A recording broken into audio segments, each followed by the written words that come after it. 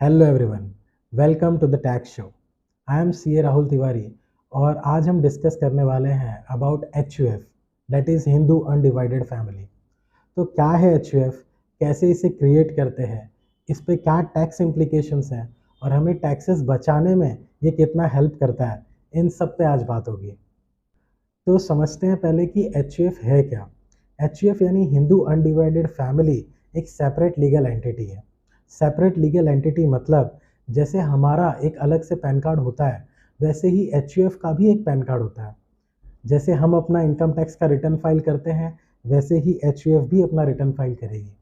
जैसे हमको income tax में जो डिडक्शंस या एग्जेम्पशंस मिलते हैं, सेम एग्जेम्पशंस और डिडक्शंस एच यू एफ को भी एप्लीकेबल है। और जो इनकम टैक्स के रेट्स हमें एप्लीकेबल है, वही एच यू एफ को भी एप्लीकेबल है।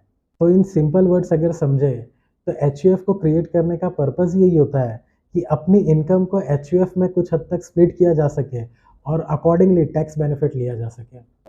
आप एच यू एफ कब फॉर्म कर सकते हो? तो जो डेट पे आपका मैरिज हो जाता है, उसके बाद से आप अपना एच यू एफ फॉर्म कर सकते हो अपने फैमिली के साथ। जैसे आपका नाम है मिस्टर राज सिंह, तो एच यू एफ जब इनकॉर्पोरेट होगी तो उसका नाम होगा mister Raj Singh H U F. और अकॉर्डिंगली वो आफ्टर मैरिज आप उसके लिए पैन कार्ड के लिए अप्लाई कर सकते हो, टैक्स सेविंग अकॉर्डिंगली आप प्लान कर सकते हो। अब ये समझना इम्पॉर्टेंट है कि एच यू एफ को क्रिएट कौन कर सकता है।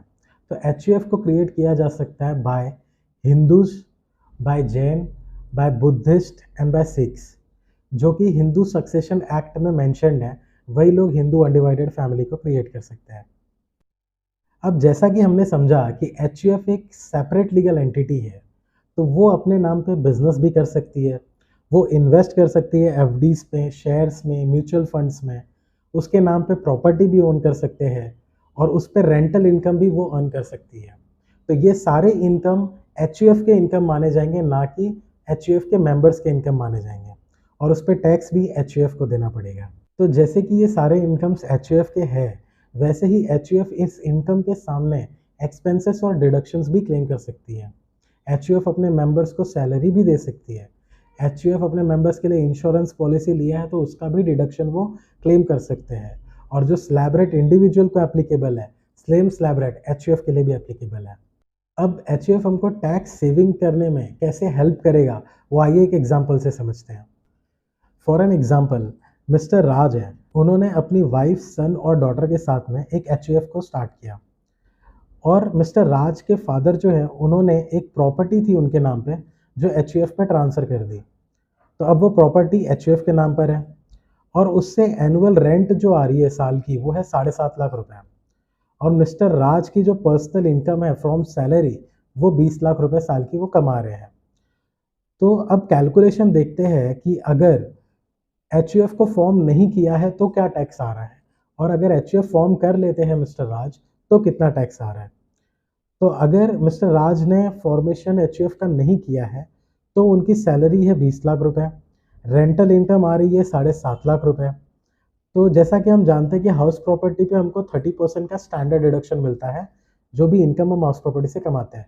तो 7.5 लाख पे 30% का स्टैंडर्ड डिडक्शन अगर माइनस करे, तो net income from house property हमको 5,25,000 रुपये हो जाएगी। तो total taxable income salary plus net income from house property करें तो 25,25,000 ये हमारा टैक्सेबल इनकम आ रहा है। अज्यूम करके चलते हैं कि सेक्शन 80C में डिडक्शंस इनके इन्वेस्टमेंट वैसे है कि डिडक्शन मिलेगा, तो 1.5 लाख का इन्होंने पूरा डिडक्शन लिया हुआ है। तो नेट टैक्सेबल इनकम जो आ रही है इनकी, वो है 23,75,000। और इस 23,75,000 पे मिस्टर राज को स्लैब रेट के हिसाब से हम टैक्स कैलकुलेट कर रहे हैं, तो 5,46,000 का इनको टैक्स पेबल आ रहा है। तो ये हो गया एक केस वन।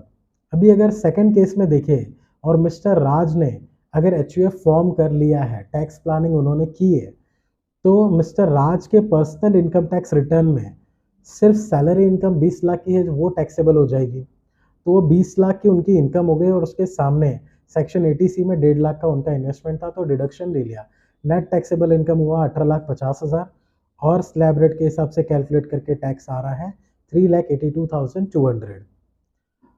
अब इसके साथ साथ उनकी एच यू एफ की भी रिटर्न फाइल होगी और इन्होंने एच यू एफ में वो rental income from house property को डाला है। तो 7.5 लाख और उस पे 30% का हाउस हाउस प्रॉपर्टी का स्टैंडर्ड डिडक्शन है। तो इनका जो net taxable income from house property आ रहा है वो है 5,25,000। एटीसी का डिडक्शन 1.5 लाख। अज्यूम करके चलता है कि एचयूएफ ने भी डिडक्शंस किए हैं, इन्वेस्टमेंट किए फॉर दैट डिडक्शन, तो नेट टैक्सेबल इनकम आ रही है 3,75,000। और स्लैब रेट के हिसाब से देखें तो टैक्स पेबल आ रहा है 6,500। इस पे भी फोकस करना चाहूँगा कि एचयूएफ के केस में रिबेट जो होता है वो 12,500 का, वो सिर्फ इंडिविजुअल पे एप्लीकेबल है, एचयूएफ के ऊपर वो रिबेट एप्लीकेबल नहीं है, तो वो बेनिफिट नहीं मिलती, इसलिए 6,500 की लाइबिलिटी आ रही है। और ये जो 6,500 की लाइबिलिटी है प्लस जो मिस्टर राज अपने पर्सनल रिटर्न पे टैक्स पे कर रहे हैं 382,200, तो टोटल अगर देखा जाए तो आफ्टर फॉर्मेशन ऑफ एचयूएफ उनको 3,88,700 का उनको टैक्स लाइबिलिटी है। और अगर वो एचयूएफ नहीं फॉर्म करते तो उनके पर्सनल रिटर्न में 5,46,000 का टैक्स पेमेंट जा रहा है। तो अगर हम दोनों सिनेरियोस को देखें तो सिर्फ एचयूएफ फॉर्म करके और प्रॉपर टैक्स प्लानिंग करके मिस्टर राज ने 1,57,300 की टैक्स सेविंग कर लिया है। तो ये केस स्टडी रीड करके हमें समझ में आ रहा है कि हम कैसे अपने टैक्सेस बचा सकते हैं एचयूएफ को फॉर्म करके एंड प्रॉपर टैक्स प्लानिंग करके। अब समझते हैं कि एचयूएफ को क्रिएट कैसे करना है। तो उसके लिए एचयूएफ की डीड बनानी पड़ेगी, जिसमें एचयूएफ के मेंबर्स के नाम, उनके डिटेल्स, उनके बिजनेस क्या है और अदर जो भी क्लॉजेस हैं वो सारे इंसर्ट करके प्रॉपर एचयूएफ की डीड बनानी पड़ती है। उसके बाद एक पैन कार्ड के लिए एचयूएफ के अप्लाई करना पड़ेगा, एक सेपरेट बैंक अकाउंट ओपन करना पड़ेगा एचयूएफ के नाम पे एंड अकॉर्डिंगली ट्रांजैक्शंस उसमें एग्जीक्यूट करने होंगे। एचयूएफ के जो असेट्स हैं वो यूजुअली विल से या एंसेस्ट्रल प्रॉपर्टी से या गिफ्ट से या वो बिजनेस करके जो इनकम अर्न कर रहे हैं उससे एसेट जनरेट होते हैं। अब समझते हैं कि एचयूएफ फॉर्म करने के एडवांटेजेस और डिसएडवांटेजेस क्या है। तो एडवांटेजेस तो हमने एग्जांपल में देखा कि कैसे टैक्स सेविंग के लिए एचयूएफ एक इम्पॉर्टेंट टूल है, और जैसे कि उसका एक सेपरेट पैन कार्ड है तो हम टैक्स प्लानिंग कर सकते हैं। तो डिसएडवांटेजेस क्या है? डिसएडवांटेजेस ये है कि आपको 2 रिटर्न फाइल करनी होगी, एक अपनी और एक एचयूएफ की। और एक डिसएडवांटेजेस ये है कि एचयूएफ की जो भी प्रॉपर्टी होगी उस पे एचयूएफ के मेंबर्स का हक होगा, यानी every member of HUF will have the right on the property of HUF. HUF की प्रॉपर्टी को ट्रांसफ़र करने के पहले सारे मेंबर्स की परमिशन लेनी पड़ेगी। So this is how you can save your taxes by forming an HUF. ऐसे ही और टैक्स की टिप्स और ट्रिक्स के लिए हमारे साथ कनेक्टेड रहिए। Thank you so much.